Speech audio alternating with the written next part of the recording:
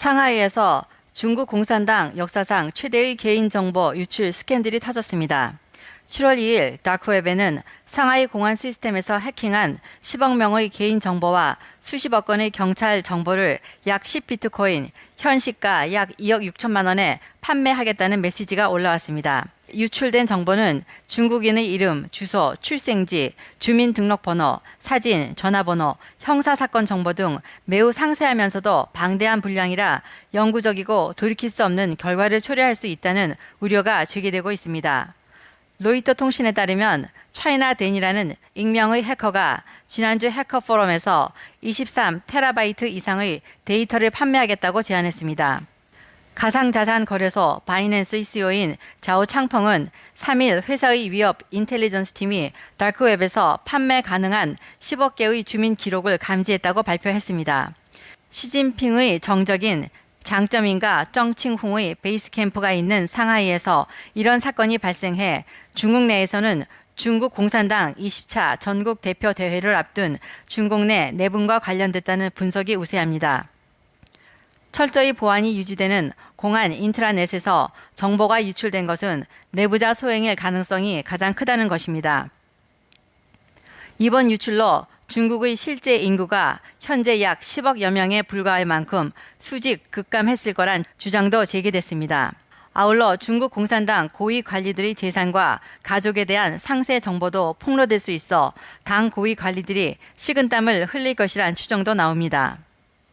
이번 정보 유출 스캔들이 시진핑이 당 원로들과 직접 만나게 될 베이다이허 회의를 앞두고 발생, 언제든 폭발할 수 있는 대형 시한폭탄이 테이블에 놓인 것과 같다는 것입니다.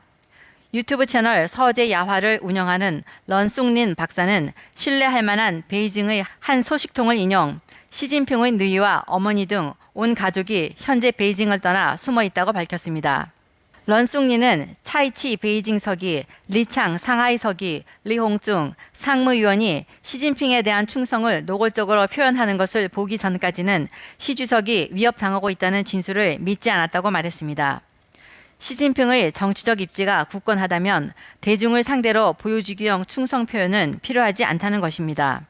림 박사는 현재 중국 상황을 70년대 초 당시 총리 권한 대행을 맡고 있던 군 실세 림바오가 마오쩌둥과의 갈등으로 쿠데타를 일으키기 직전처럼 모든 것이 터지기를 기다리고 있다고 했습니다.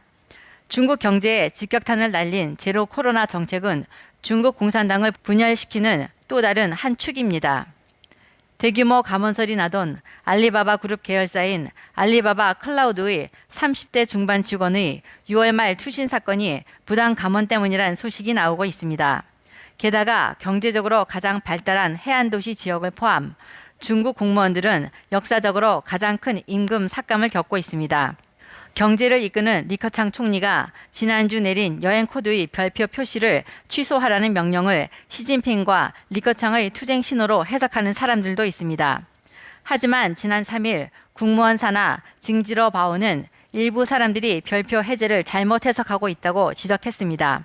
별표 취소와 검역, 격리 시간 단축 모두 평안의 신호라며 중국이 전반 정책을 포기한다고 생각하는 것은 매우 터무니없는 소리라는 것입니다. 그러나 1인 방송인 왕제는 라이브 방송에서 국무원은 통제를 완화할 것이라며 리커창은 심포지엄에서 시장 주체를 보호하고 고용과 인민생활 안정을 강조했을 뿐 제로 코로나 정책과 전염병에 대해서는 전혀 언급하지 않았다. 이는 시진핑과 리커창의 파벌투쟁이 치열하다는 것을 시사한다고 분석했습니다. 현재 중국에서는 시진핑과 리커창 두 노선의 뚜렷한 대립이 주목되고 있습니다. 다음 뉴스입니다. 미국 연방대법원은 6월 24일 일반인이 집 밖에서는 총기를 소유할 수 없고 꼭 필요한 경우에는 면허를 받도록 한 뉴욕주의 법이 위헌이라고 판결했습니다.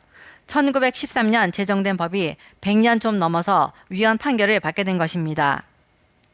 미국 수정헌법 2조는 무기를 소장하고 휴대하는 국민의 권리는 침해될 수 없다고 명시했는데요. 뉴욕주의 법이 바로 이 부분을 침해했다는 판결입니다.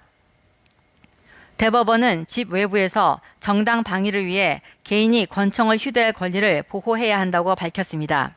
CNN은 재판부가 뉴욕주 주민들이 집 밖에서 총기를 소지할 권리를 처음으로 선언한 것이라고 전했습니다. 한편 PIX11 보도에 따르면 뉴욕주 민주당 의원들은 뉴욕주에서 집 밖에서의 총기 소지를 거의 불가능하게 하는 내용의 법안을 곧 발의할 예정입니다. 6월 30일 뉴욕주 상원은 총기 규제를 논의하기 위한 특별 입법 회의를 개최했습니다. 뉴욕주 상하원이 준비 중인 법안은 정부 사무실, 법정과 선거 장소, 종교 장소, 도서관, 놀이터, 공원, 학교, 노숙자와 가정폭력 피해자 쉼터, 주류를 제공하는 식당과 술집, 공연장, 임시로 통제되는 공공보도 장소, 시장, 시위와 기타 자유 언론 집회, 타임스퀘어 등의 민감한 장소 리스트를 만들어 이런 곳에서는 합법적 총기 소지 면허를 가진 사람이라도 총기를 휴대할 수 없다고 명시할 예정입니다. 이 법안은 또 특정한 장소에서 개인의 총기 소지는 허용하지 않지만 연방과 지방 경찰, 군인, 기타 소수 개인에게는 면제를 허용할 것으로 보입니다. 의원들은 또한 총기 소지 면허 발급, 총기 판매 및 신원 조회 과정에 지난 3년간의 소셜미디어 기록 조회를 포함시켜 더욱 까다롭게 할 예정입니다. 1일 뉴욕주 수도 알바니의 한 소식통은 뉴욕주 의회가 뉴욕주에서 일부 총기 규제법을 보관할 계획이며 맨하튼의 타임스퀘어가 총기 없는 지역이 될 것이라고 전했습니다. MBC도 연방 대법원이 100년간 유지된 뉴욕주의 공공장소 총기 소지 금지법을 위헌 판결한 후 뉴욕주 의회가 이른바 민감 지역에서 총기 소지를 금하는 새로운 법안 제정에 박차를 가하고 있다고 전하고 있습니다. 그러나 연방 대법원 판결과 상충될 수도 있는 이러한 총기 소지 규제가 입법화될 수 있을지는 미지수입니다. 진실탐사대 이지선입니다.